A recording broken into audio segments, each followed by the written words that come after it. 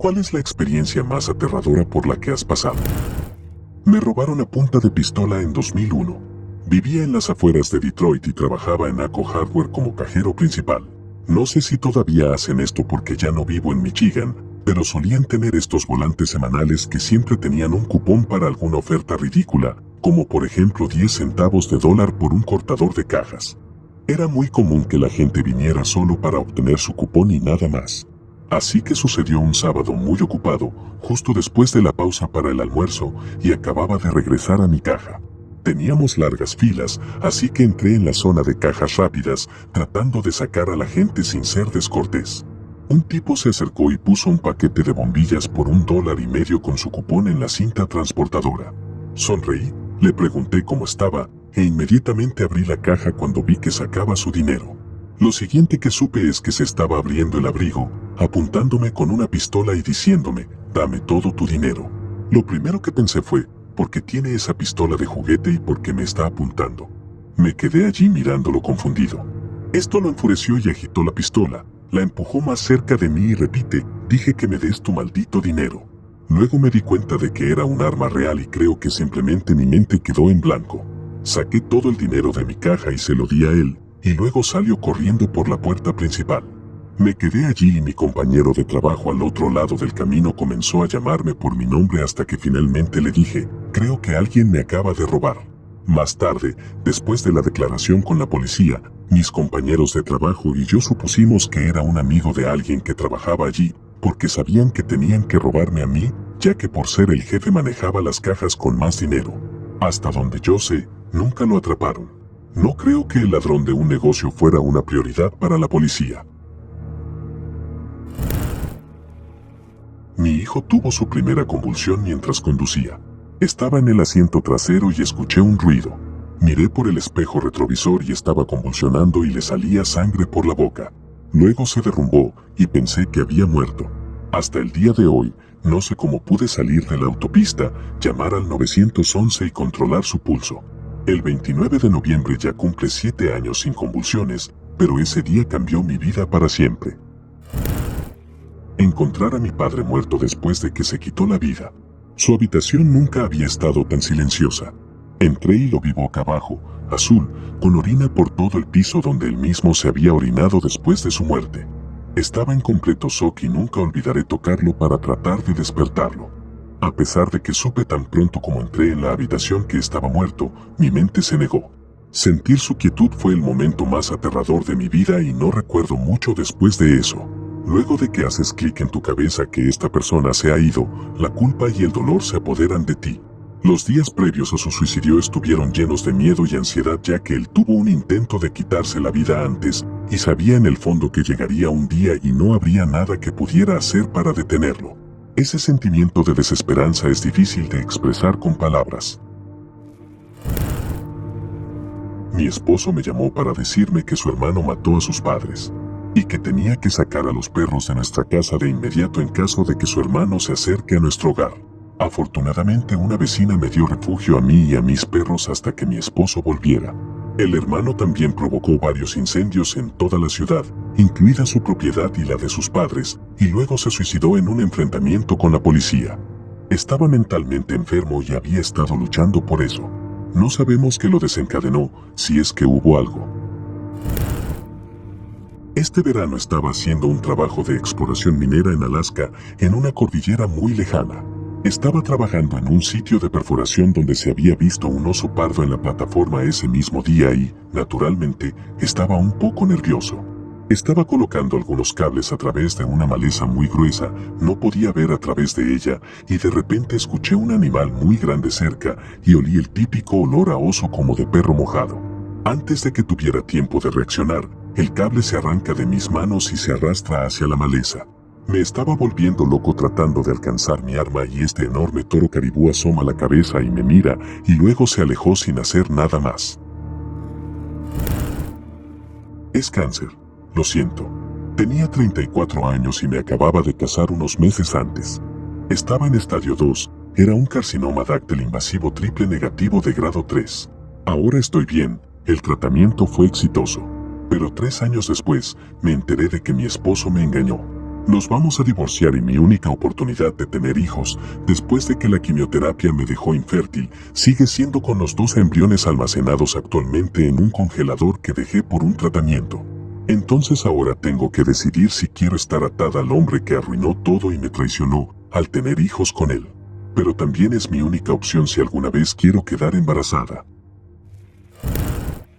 Acababa de terminar un turno de noche del trabajo, después de haber dormido mal el día anterior, cuando mi madre me despertó golpeando frenéticamente la puerta de mi casa. La abrí para que me diga que tenía que ir al hospital ya que mi esposa había sido ingresada de emergencia a las 30 semanas de embarazo. Había tenido un desprendimiento de placenta mientras estaba fuera de casa y la llevaban de urgencia para una cesárea de emergencia. El cirujano que la operó nos dijo que si habríamos llegado 5 minutos después, tanto ella como mi hijo habrían muerto. Todo ese día fue el mejor y el peor día de mi vida. Me caí de un acantilado y quedé atrapado entre rocas cuando iba de mochilero. A principios de la primavera, las cosas estaban comenzando a acalorarse, estábamos caminando en una cresta y buscando un camino por el costado, era una pendiente de pedregal y había un arroyo a unos 150 metros más abajo. Yo iba al frente del grupo y estaba bajando, y accidentalmente las rocas salieron de debajo de mis pies y caí de espaldas sobre mi trasero. De repente, toda la pendiente a mi alrededor comenzó a moverse en masa como si fuera una avalancha, pero en vez de nieve era una masa gigantesca de rocas conmigo sentado en el medio. Afortunadamente aterricé en una pila de escombros y cosas sueltas que habían caído anteriormente, incluida mucha nieve suelta, que absorbió en su mayor parte la energía de la caída.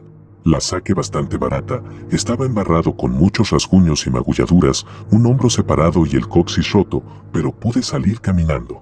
Mi único recuerdo es estar en el aire y mirar a mi izquierda una roca del tamaño de una estufa suspendida también en el aire, a unos 2 metros de distancia de mí. Cualquier roca de buen tamaño me habría matado. Está sucediendo ahora mismo. Mi esposa está en el hospital con neumonía además de una batalla de más de 1 año contra el cáncer. Sedada, con un ventilador y apenas aferrándose a la vida, su corazón podría fallar en cualquier momento y eso es todo. Literalmente estoy sentado en su habitación toda la noche esperando perderla en algún momento de esta noche o en los próximos días. He pasado por algunos momentos de miedo en mi vida, pero de una manera completamente diferente, esta es con mucha diferencia la noche más aterradora de mi vida. Tengo 2 muy empatados.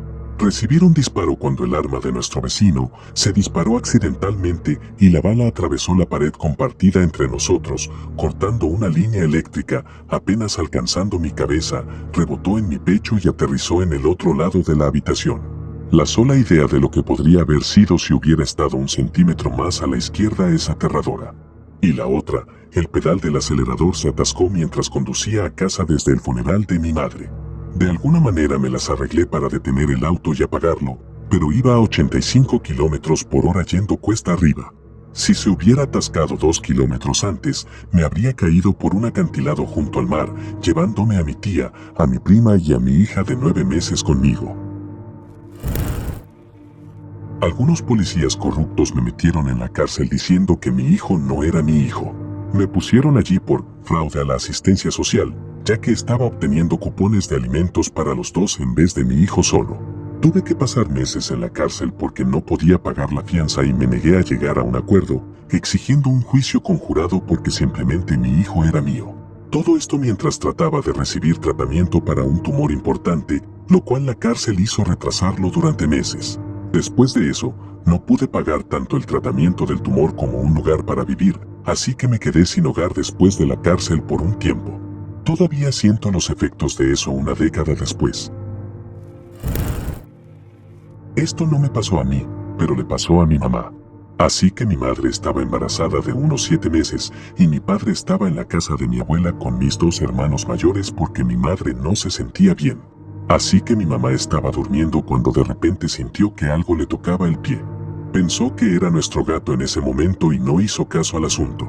Esto siguió sucediendo durante toda la noche hasta el punto en que mi madre no podía dormir, así que en la oscuridad, abrió la puerta y fue a buscar golosinas para gatos para tratar de distraer al gato lejos de la cama, cuando de repente, vio que el animal estaba dentro de su jaula encerrado.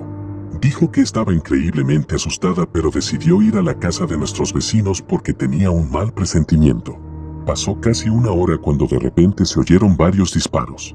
Llamaron a la policía y encontraron a un hombre de 40 años con 2 pistolas arrastrándose por nuestra casa. Este tipo estaba escondido en nuestro cobertizo afuera y se coló por una ventana abierta que nadie cerró. Estoy tan contenta por el instinto de mi madre. Tener 18 años y despertarme con el FBI gritando y apuntándome con sus armas a la cara con luces brillantes y sacándome de la cama y siendo esposado y arrojado a una camioneta. No fabriquen una bomba y luego intenten venderla en línea. A los federales no les gusta esa mierda. 1998 fue un año salvaje para mí, no sabía qué me iba a pasar. Fui sentenciado a 10 años de prisión y fui puesto en libertad condicional después de 5. Ya no hago tonterías y no compro nada que les haga pensar que estoy a la altura de mis viejas costumbres. Ahora voy por buen camino y, después de todo, el único trabajo que pude conseguir fue en la industria de camiones. Ahora tengo 5 camiones y construyo una vida agradable, hago mi mejor esfuerzo para ser un miembro de pie en mi comunidad. Alguien irrumpió en mi casa el año pasado. Estábamos transitando pocos días de confinamiento por la pandemia. Mi esposa estaba durmiendo en la habitación de al lado y yo estaba en la sala de estar con auriculares jugando videojuegos con algunos amigos mientras mi hijo dormía en su pequeña cuna a mi lado. Eran quizás las 8 p.m. Básicamente, me levanté, me quité los auriculares y me di la vuelta justo a tiempo para ver a un tipo con un pasamontañas rojo brillante que resulta mucho más aterrador que el negro abriendo las puertas a la sala de estar / comedor. Casi me muero del susto. Hace una pausa y yo me quedo congelado por un momento, pero luego llego a decirle, lárgate de mi casa, y lo único que hace es lanzarse hacia mí. Como no estaba armado, ni era más grande que yo, creo que simplemente entró en pánico y pensó que podía derribarme y huir. Pero resulta que cuando alguien irrumpe en tu casa y toda tu familia está en ella, y tu hijo está llorando de fondo mientras peleas con un intruso en tu sala de estar, alguna cosa realmente primitiva te invade, y luché contra el tipo hasta que lo tenía del cuello. Me di cuenta que casi lo estaba estrangulando, cuando le grité a mi esposa que llamara a la policía, que llegó casi instantáneamente porque para mi sorpresa, mis amigos escucharon todo el asunto a través del Discord y uno de ellos llamó a la policía. Todo terminó en menos de 5 minutos, pero ya no pude usar los auriculares mientras jugaba en esa habitación. No me gusta estar de espaldas y tuvieron que hacerme algunos puntos en la mano por la caída. Trabajé en una unidad de salud mental. Éramos solo 2 empleados en las noches. El resto del personal fue a acostarse durante un rato. Mi compañera me dio la espalda durante unos 15 segundos cuando un hombre muy enfermo recién diagnosticado con esquizofrenia vino detrás de mí y me quiso estrangular. Fue una de las experiencias más aterradoras que tuve. Incluso en nuestro entrenamiento de defensa personal, nuestros entrenadores decían, si alguien te agarra por detrás, haz lo que tengas que hacer para vivir. Soy un humano bastante pequeño, así que no podía moverme a pesar de agitarme. Él tenía mis brazos entre sus piernas para que no pudiera alcanzar mi alarma de pánico. Todo el tiempo estuvo diciéndome que era un maldito débil en mi oído. Por mi suerte, otro paciente se había despertado por un poco de Tylenol. Yo ya estaba viendo las estrellas en este punto, podía sentir mis ojos saliendo de mi cabeza. Solo recuerdo haber pensado que así era como iba a morir y pensar en quién se haría cargo de mi perro y luego todo se volvió negro. Desperté en una unidad médica. Supongo que le había señalado a ese paciente un letrero en el último segundo detrás de nuestro escritorio de enfermería que indicaba cómo llamar para un código blanco, paciente violento, y el paciente que se despertó lo hizo con éxito y pateó al tipo que me sostenía en la cara para sacarlo de encima antes de que llegaran los de seguridad. Fue bastante jodido. Todavía veo al paciente que me salvó en la unidad de vez en cuando. Le compro siempre algunas barras de chocolate y café cuando anda por aquí. Sufrí una enfermedad sin nombre durante años. Cuando me enfermaba orinaba sangre y me sentía muy mal, pero no tenía ningún otro problema ya que me dijeron que lo superaría. Me dijeron que era nefritis infantil, así que imagínense en shock cuando cumplí 19 años y seguía sintiéndome como la mierda, como si fuera a morir. Fui al hospital para ver a un médico que brindaba atención preventiva y habían cerrado temprano para una fiesta de Navidad, pero los obligué a abrir la puerta para tratar conmigo. El médico de cabecera dijo, necesitamos una ambulancia ahora, y me obligaron a entrar en la ambulancia e ir a la sala de emergencias. Mientras estaban en la sala de emergencias, me sacaron sangre y descubrieron que sufría de hiperpotasemia, demasiado potasio en la sangre, lo que hacía que mi frecuencia cardíaca llegara a los 200. Estaba al borde de un derrame cerebral o ataque cardíaco. Me ingresaron en el hospital e inmediatamente me medicaron para bajar mis niveles y no morir, pero seguí vomitando bilis negra. Pensé que así es como iba a morir, sin hacer algo heroico o impresionante, en una cama de hospital solo, vomitando y sin querer nada más que a mi mamá y mi papá. Y honestamente, estaba muerto de miedo y no podía dejar de llorar. Aparentemente después de eso me pusieron en coma médico, me dieron más medicamentos y me dieron diálisis de emergencia. Mis riñones habían fallado y me estaba muriendo de envenenamiento en la sangre. Cuando me desperté me había perdido de mi cumpleaños y aproximadamente 2 semanas después, tenía una máquina de diálisis conectada a mí y una enfermera tratando de mantenerme calmado. Más tarde me dijeron que mis riñones habían fallado. Tuve suerte de estar vivo y fui doblemente afortunado de no coagular y sufrir un derrame cerebral o un ataque cardíaco. Estaba débil como un recién nacido y pude levantar mis brazos después de un tiempo y permanecí en el hospital durante 3 meses, recibiendo rehabilitación porque no podía hablar correctamente o caminar correctamente. Después de 6 meses básicamente volví a ser yo, simplemente luchando con esta nueva condición que básicamente había arruinado mi vida y mis planes. Mi madre estuvo en terapia intensiva durante un mes cuando yo tenía 18 años. Ella salió de terapia intensiva y la trasladaron a una habitación normal y parecía estar mejorando. Yo tenía una beca para la universidad y ella me dijo que fuera. Yo quería ir, pero no quería dejar sola a mi madre. Es decir, esa fue mi única oportunidad, ¿sabes? Pero quería quedarme y estar para ella, pero insistió que me fuera, así que lo hice. Durante el segundo día de clases recibí una llamada a las 5 a.m. Ella había sufrido una muerte cerebral, y era irreversible. No tenía un testamento, estaba con soporte vital y no tenía actividad cerebral. Tuve que firmar los papeles para apagar las máquinas. Yo tenía 18 años y ella era mi única familia. Ahora tengo 51 años y estoy llorando mientras escribo esto. Maté a mi madre. Sí, lo sé, fue una muerte cerebral. Hicieron todos los exámenes necesarios, me aconsejó el neurólogo y he recibido asesoramiento. Pero al final del día firmé los papeles, apagaron las máquinas y mi madre murió. Y luego me quedé sola. Mi consejo es que hagan un testamento mientras sigan con vida. Nunca pongas a tus hijos o cónyuge por lo que yo pasé. Cuando era adolescente tenía un ritmo cardíaco irregular y necesitaba un medicamento llamado adenosina. La adenosina generalmente se administra por infusión solo 1 o 2 veces en el hospital bajo un control cuidadoso, y los efectos secundarios incluyen una sensación de fatalidad inminente. Este efecto secundario se relaciona con la interrupción temporal de los latidos del corazón. Esto envía señales a tu cerebro diciéndote que es hora de entrar en pánico o has llegado al final de tu vida. Aunque la inminente sensación de fatalidad pueda describirlo un poco, realmente no lo hace bien del todo. Nada te prepara para ello. Pasé de sentarme en la cama del hospital, terminar un sándwich y pensar en exámenes, a tener de repente la certeza de que iba a morir ahí. Nunca me había sentido tan seguro de nada, no podía moverme ni hablar, y mi mente de repente se aceleró, hasta el punto de que no podía seguir el ritmo de mis propios pensamientos.